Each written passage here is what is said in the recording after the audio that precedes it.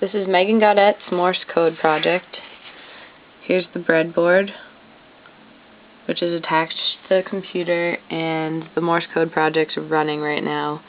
So I typed in 123 space 5 and hit send,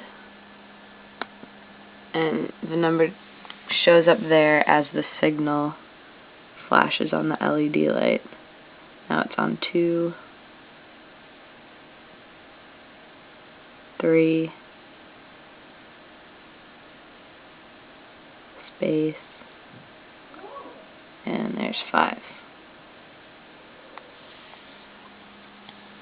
And as you can see, all of the numbers showed up in the console.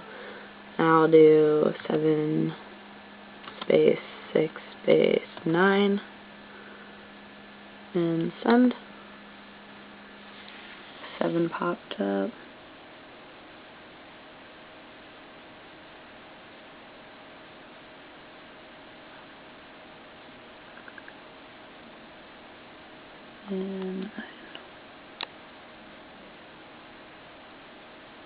And that's it.